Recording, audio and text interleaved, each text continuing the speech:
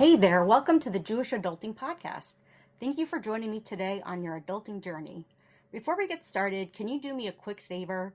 Can you hit the like and subscribe button on whatever platform you're listening to this? I promise it's not a lifetime commitment, but when you don't subscribe, it's kind of like coffee without caffeine. What are we even doing here? Or like latkes without applesauce? Are we even living our best life?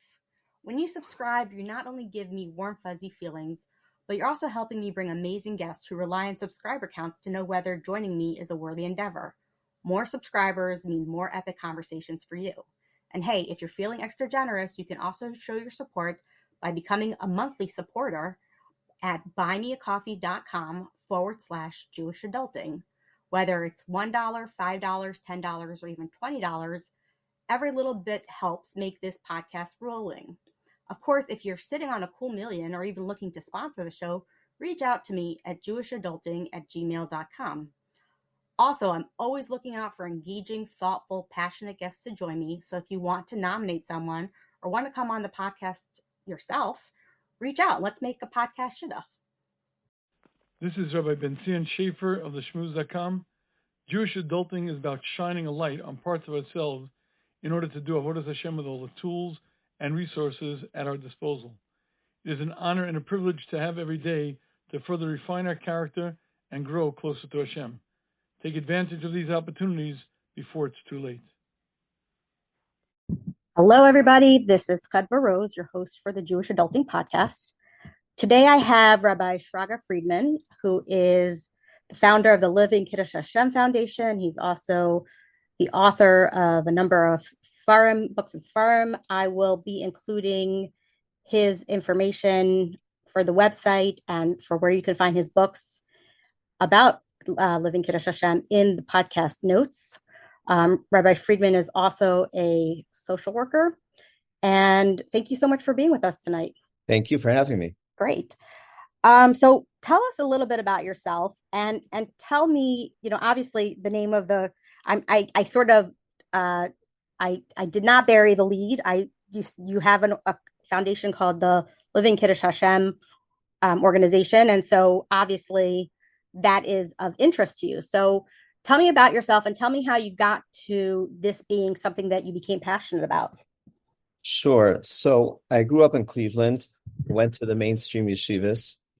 I was a 10th grade Rebbe in Denver, Colorado for a bunch of years. Then I was assistant principal in Cincinnati. So I've been in education for many years. And then recently, last 4 or 5 years, as a therapist here in Baltimore, along with being involved in this Living Kiddush Hashem Foundation. So really where this started was in Lakewood. So I was learning in Lakewood, BMG, and I heard a series of talks from Rav Matzio Solomon, and it completely shocked me.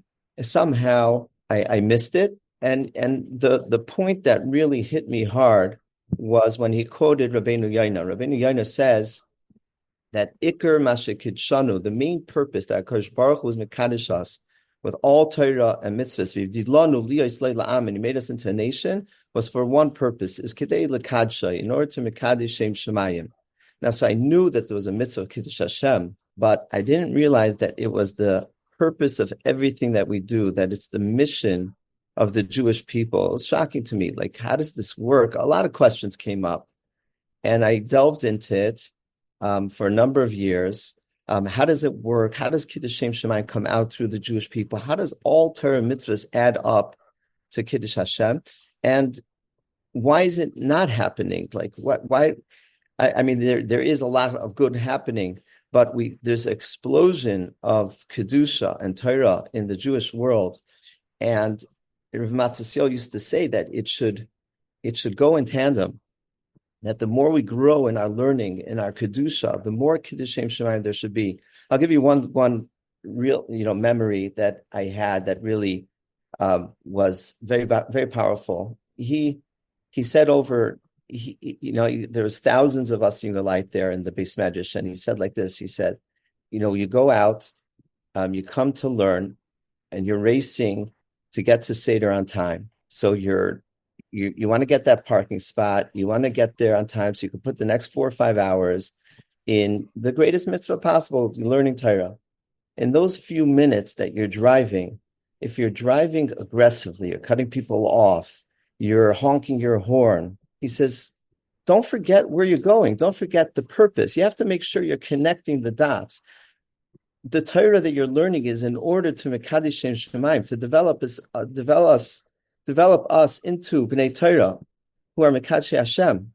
So if in the few minutes that you're outdoors, you're driving aggressively without derech eretz, you could undermine your whole purpose. The Torah could turn into Chil Hashem. It was like it hit us in the face. And he went on to explain that that's the understanding for derech eretz kadma l'Torah, because Torah's whole purpose is really to bring about kfayt shemayim. And without derech eretz as the foundation, it could be lost.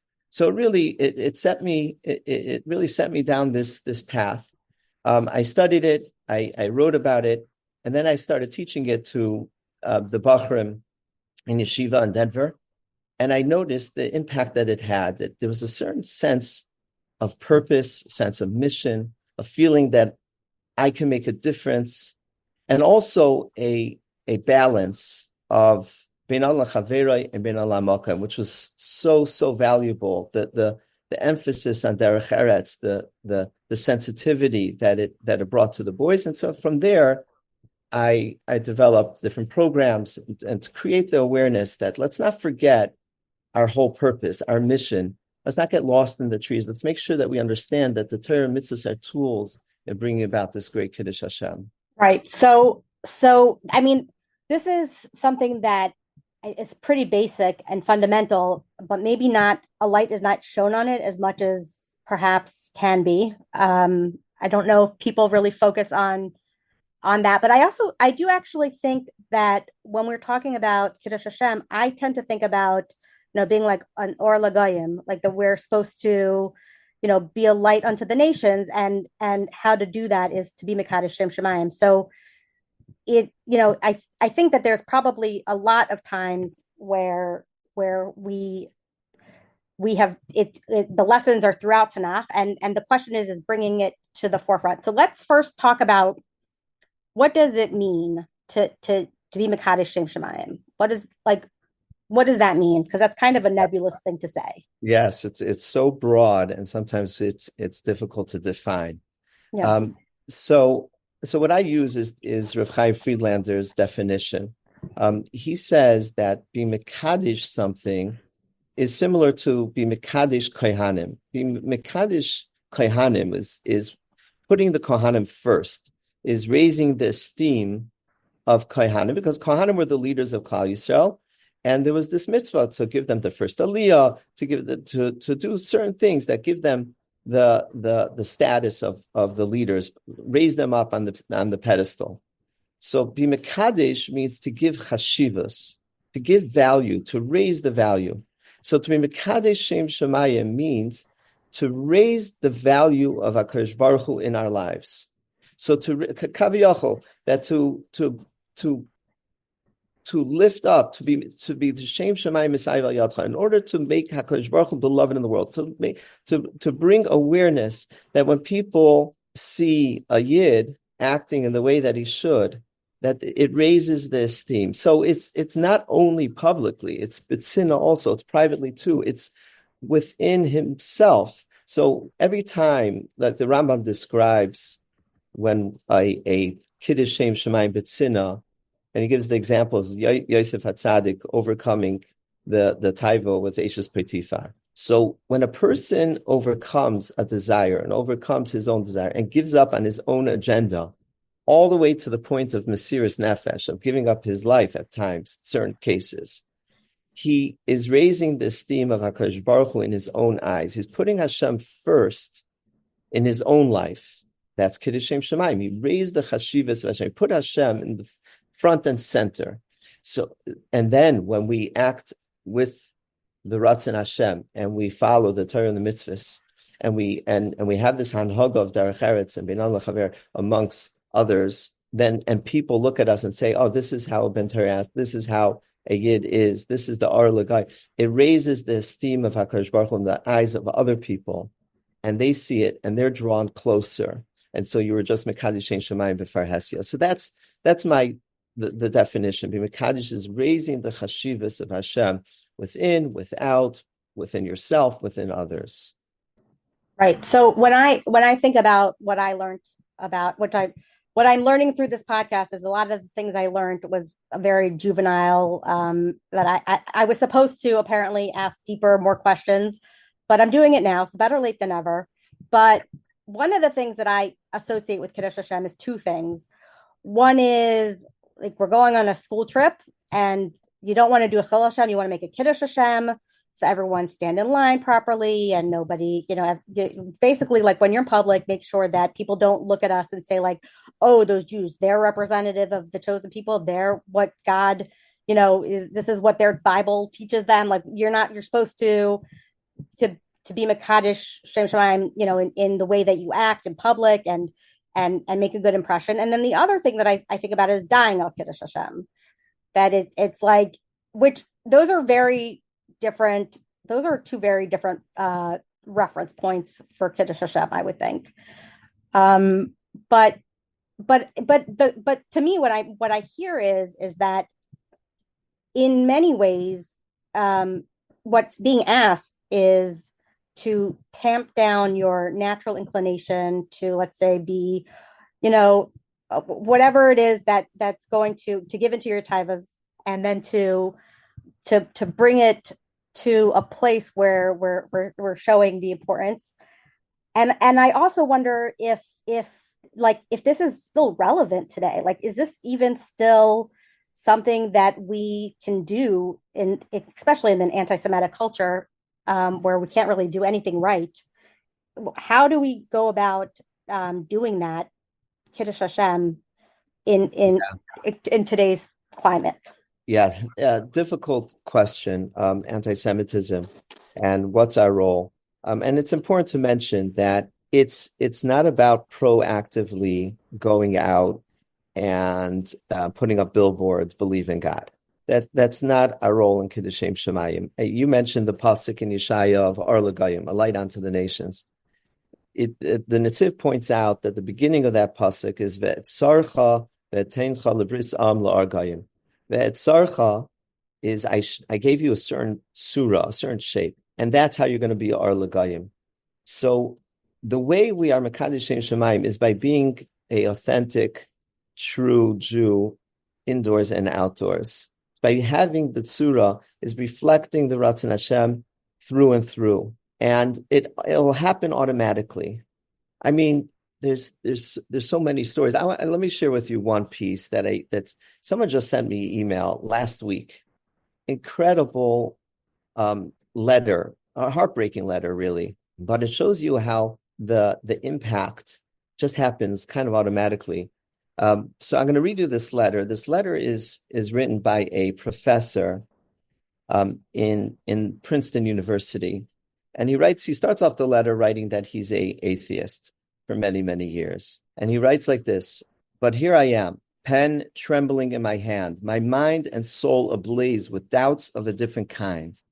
For months now, I've been sneaking moments to read the Torah and poring over commentaries from Rashi, Ramban, and the sages. I feel like a spy in my own home, hiding sacred text under academic journals. My wife, a brilliant computer scientist, would scoff if she knew.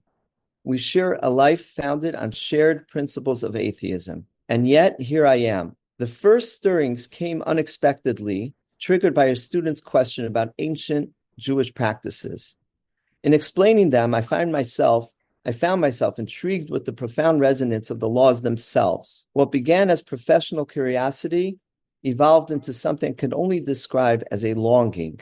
And then he continues like this: "A longing for Lakewood. I visited Lakewood only once, on an impulse, driving through its quiet streets. I imagined that it was Shabbos. The sight of men wrapped in talis, children walking hand in hand with their parents, and the palpable sense of purpose left me awestruck. This, I thought, is a community that believes in something bigger than itself. I want that. I feel trapped, torn between two worlds, Princeton and Lakewood, reason and revelation, my past and my future. The Torah speaks of a man being drawn to truth as iron to a magnet. I feel that pull, but my feet are stuck in the mire of my own making. And so I linger in this space, yearning for a life I cannot yet claim. My students come and go, my lectures continue, and the campus bustles around me. But inside, a quiet revolution is underway, a revolution of faith, of identity, of longing. I don't know where this journey will take me. Perhaps I will find the courage to break free, or perhaps I'll remain here, a secret believer in a world that values only the seen and the measurable. But for now, I hold on to the words of the Shema, whispered in the stillness of my study. Shema Yisrael, Hashem Elokeinu, Hashem Echad, and I hope. And that's how he ends his letter. So Wow. this is incredible, really, really remarkable. And I think that's what it's about.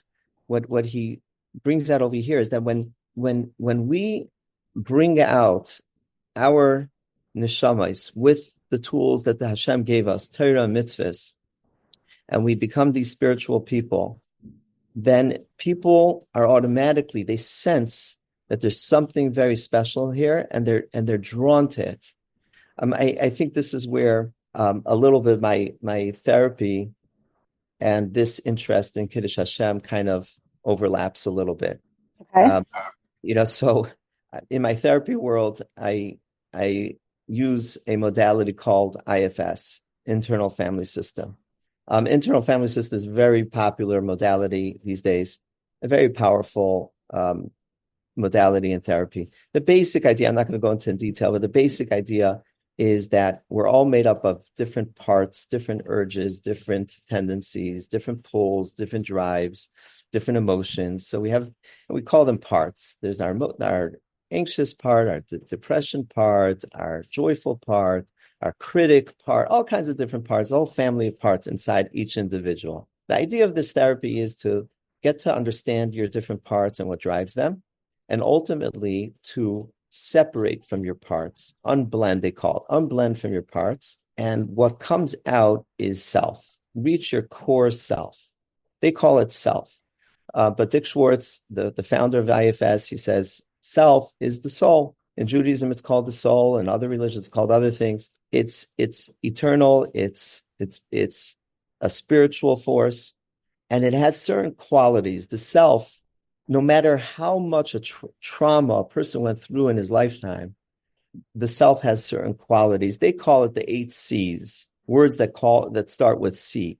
So confident, calm, clarity, compassion, and so on. That these are the qualities of the soul, of the self. Now, the idea here is to unblend from parts and be self-led, where the neshama, the soul, leads the body, leads the other parts.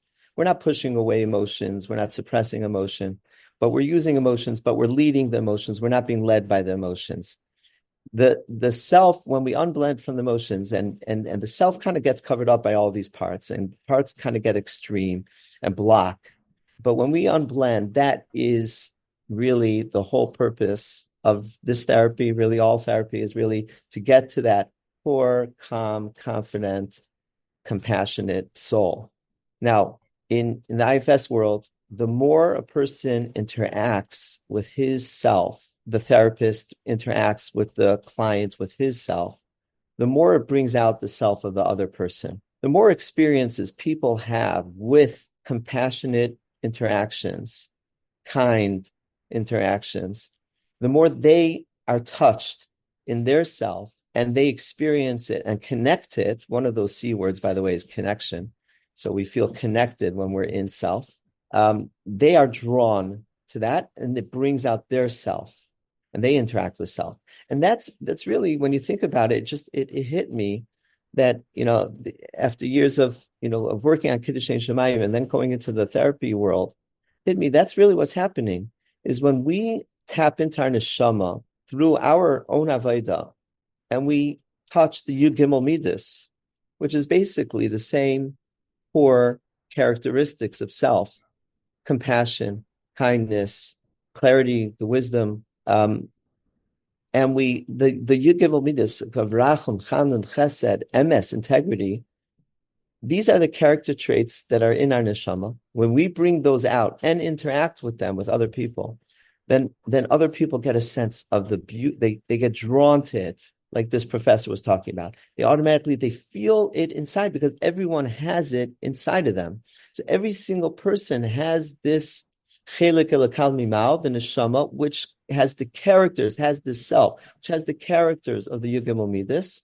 And when they when they see it, when we bring more godliness, meaning godly character traits into the world, emes, rachum, chanun, chesed, these values are universal. If you think about, they're universal. Wherever you go, people, when you get past the surface, people are drawn to this automatically. So I think what I'm trying to bring out is that the results will happen on their own. If we do our work within, and we have such a gift from the Torah and the Torah values and the Torah way of life to bring out our neshama, bring it to the surface, and make ourselves more godly in V'halachta b'drachim, going in the ways of Hashem, that then it touches other people, brings out their godliness, their self, the self expands, they interact with this, not just kindness spreads and the truth spreads, integrity spreads, and Kiddush Hashem spreads, and they get more in touch with their soul, and you have a world that's headed towards Yemei Mashiach. Right. I'm reminded of when Yona and I first got married. We did Kiruv outreach training, and I remember there was a big question in the community, like, oh, I'm not a Kiruv professional. I can't do Kiruv. I can't, that's not my thing. I don't know the answer to the questions that the people will ask. And I can't remember if it was I don't remember which project got involved in this idea, but they were basically saying the main message that they were giving was the product will sell itself. You don't have to sell the Torah. The Torah is not what you have to sell. You have to just be like you said, just show our best selves and live the life that we live, Torah observance and doing what we need to do and try to do avodas Hashem as best as we can. And the product sells itself. It's like somebody was saying, it's the easiest product because you don't have to sell it. It does the job for us. That's what I'm reminded of as I'm hearing you speak, where it's almost like if we act the way that the Torah tells us to act and do the things Hashem asks of us to live a meaningful, thoughtful existence where we prioritize, the things that are mentioned in our blueprint, then we will be Mekadashim Shemayim by virtue of just those actions. 100%. Yes. Wonderful. Okay. So I guess the question is a little bit, there can be this pressure around, Kiddush Hashem to be perfect. And it could probably be a little bit overwhelming. I'm going in public now, and let's say when my kids were little, maybe they threw a tantrum in the store, and maybe I don't want people to know that, I can't control my kids right now. And, I have to be perfect. And I could see it becoming a little bit of a burden and possibly causing some anxiety around perfectionism. Has this been something that you've heard before? I definitely hear that. Chil Hashem is so chamor, so strict, it's scary.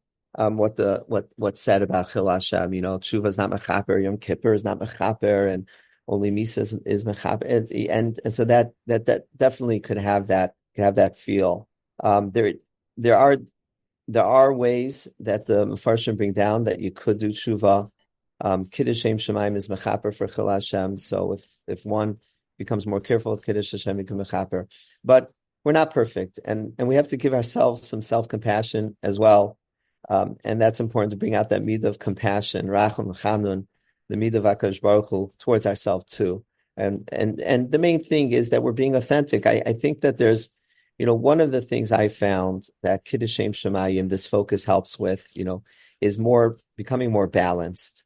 So I haven't found it to lead to too much perfectionism, but I found that it really helps with balance, because one of the struggles, I think one of the big struggles that many of us and that I've had is there's a tremendous focus on Kedusha and Havdalah, on separating ourselves. on staying different, staying apart, staying sheltered, protecting ourselves from the influences. So this I've found to be the biggest challenge with Kiddush Hashem Shemaim is a little bit the other way, is that we're so focused on maintaining our Kedusha and blocking out the world, putting up the wall, which is important, and separating ourselves, is that we lose sight of the importance of Derech Eretz Kavod Abrius and respect for others that are not on our level. And I find this is a struggle all over. I don't want to give too many examples of this, but I struggled with this in the educational world, as an assistant principal, when I saw how the behaviors sometimes of the children would flip and switch, going from the morning when they're learning with their Rebbeim to the afternoon to the general studies program. It was so heartbreaking to see how how things changed and shifted like that, and this is a real problem. How are we going to be Mekadesh Shemaim? Similar to what Rav Matisyahu Salomon told us, it says, can't forget what the learning is for, and if in the morning we're trying to bring ourselves to closer to Hashem and be more of a halachta b'drachav, and we have to make sure that we don't step out of it when we leave the Beis Medrash and leave the morning of the Rebbeim and go out into the streets and drive and shop and park and go into business in the business world. We have to bridge this gap. And this became a little bit of my focus, is to create this balance. If we, because we are so different and we have to protect ourselves from the influences. So I found one of the ways we kind of naturally do that is by putting down and degrading the rest of the world and pointing out, comparing and contrasting what's out there and showing the hashchasa, the destructive nature of society. And that way we separate ourselves and we take it off the map, take it off our map, and that has nothing to do with us. We totally disregard it. And that Havdalah, which is so important that we shelter ourselves and protect ourselves from the influences, what I found is that it could lead to this indifference. Being different could lead to indifference in the way we treat others.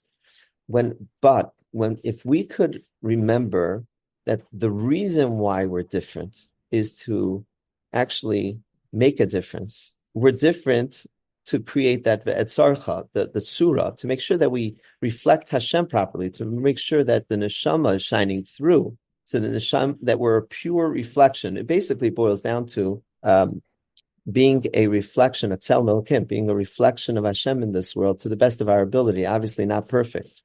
No one's perfect, but to the best of our ability, work on our tzel melkim, reflect Hashem. So of course we have to stay different in order to purely reflect Hashem. But if we remember that we're here to reflect in order to Mekadesh Shemaim, to be ambassador, to be a representative and a reflection of Hashem in this world, so we'll also be sensitive to when we step out into the world, to be careful, to continue using those midas that we're trying to build up, those midas tayvis, and use them in our interaction with everyone, and I have to add, and to see the potential in every human being. Meaning, when we're thinking about Kiddush Hashem Shemayim, and also what I found with the kids and with the, we have curriculum on this subject that we bring into schools, and teachers are teaching it. What we found is people have a newfounded respect for every human being, because they see people not just as a these people are here to persecute us and to challenge us and to create conflict and Yitzhahara and Taiva and things like that. It's not that they also have a purpose. We say it all over in our davening, that every human being is going to serve Hashem. Every human being has that neshama, their self. They have that inside, deep inside. It might get covered up by all kinds of stuff, but deep inside they have it. And it's up to us. It's basically up to us. If we, bring out our neshama, they'll get more in touch with their ruach. Anti-Semitism will go away. Esav Sein Yaakov is not inevitable. I think it's a mistake that people make, that it's something that we can't, that is always going to be. I mean, it's going to be in Galus, because Gullus is when we're still in a situation of Chil Hashem. We're not there yet. We haven't done enough in ourselves to be Mekadesh, to be a reflection. But once we continue, as we continue reflecting Hashem properly, build ourselves up, Mekadesh Shemayim, that sin will go away, and the Kvod Shemayim will come out. People will be drawn. It'll turn into Ava. That's what the Mefarshim say. Well, there's a concept in law that sometimes you're not allowed to bring up old cases or some controversial thing that the judge says the lawyers can't bring up. But if the witness or the person brings it up themselves, you're allowed to ask questions on it. Yeah. So you have crossed that line for me. In two parts. One is you mentioned that you have a curriculum for schools to work on this, because this is like a known issue in the Jewish day schools, unfortunately, that many of the students are disrespectful, and they don't, not all, of course, not every school, I can't speak for every school, but it's a known entity. It's a known problem in the community. And so you're telling me that you have a curriculum. Can you tell me a little bit more about that? About how does one go about teaching, to respect and be tell me what your curriculum looks like. Like now I can't, I'm curious now.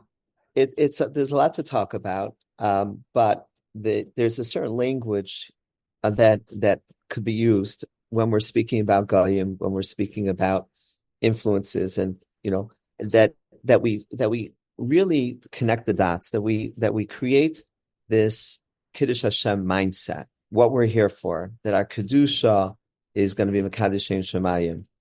That if there's all kinds of evil out there, if we would be doing our job a little bit better, that evil will go away, will slowly dissipate.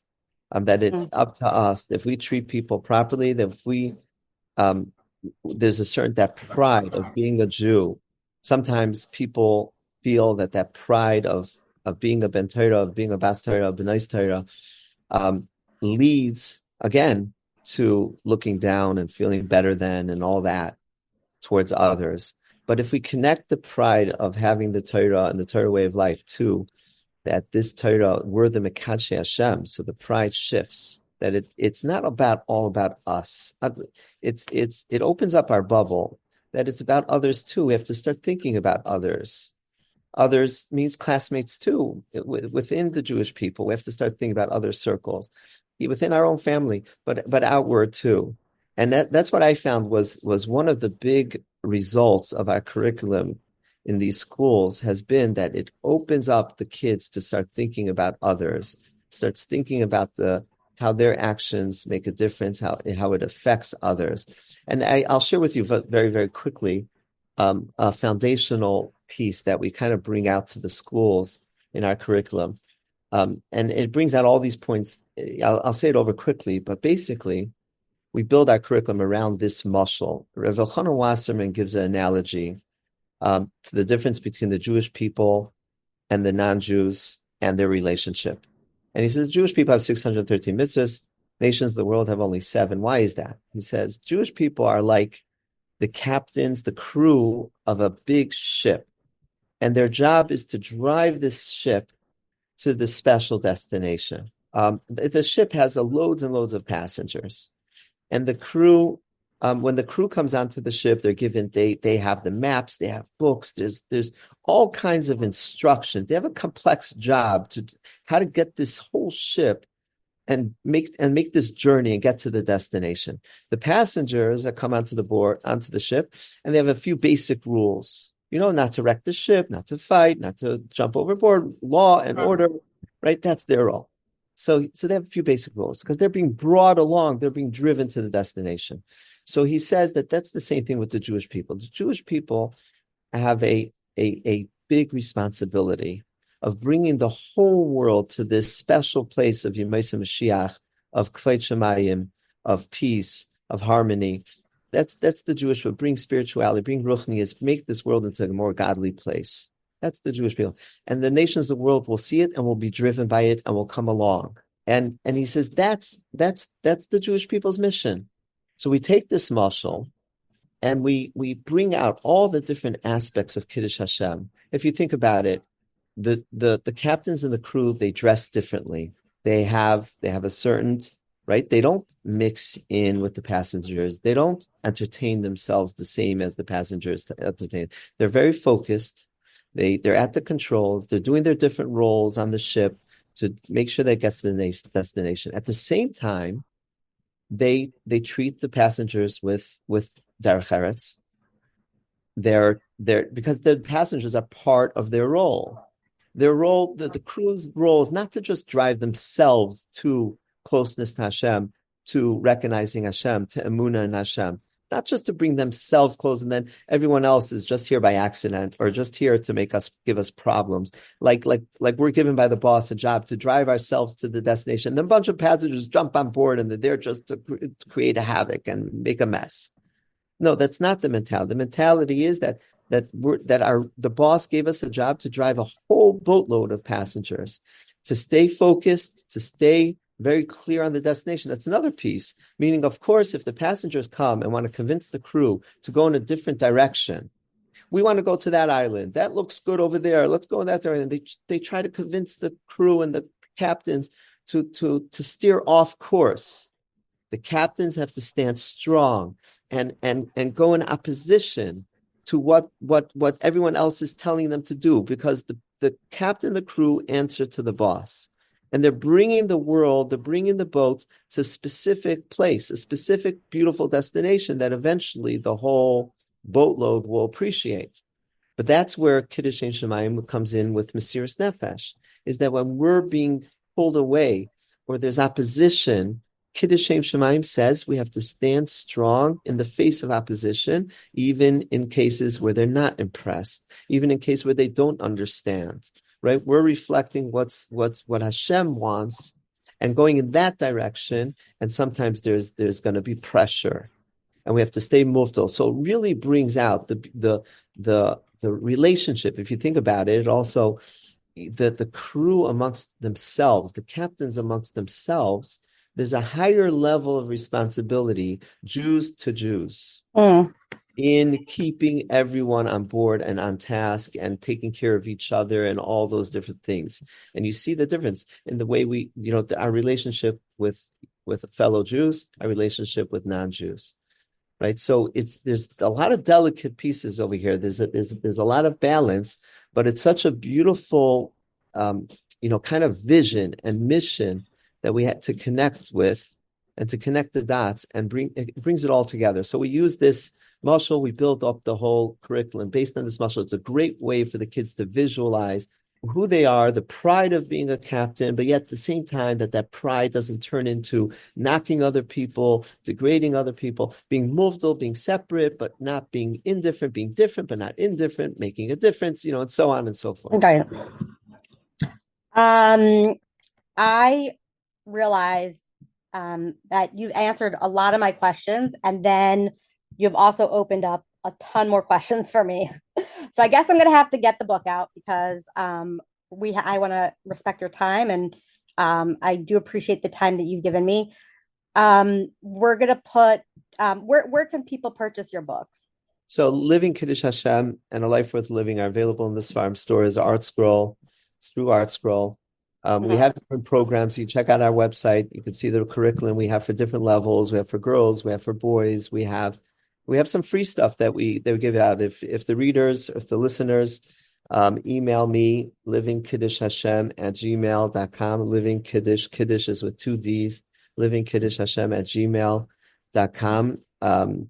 I could send them a file of the Hebrew Sefer, which has some of the sources condensed, and also a 30-day booklet, really 30-day short 5-minute pieces of story, a message, what brings out these points, beautiful to share at the Shabbos table with the kids.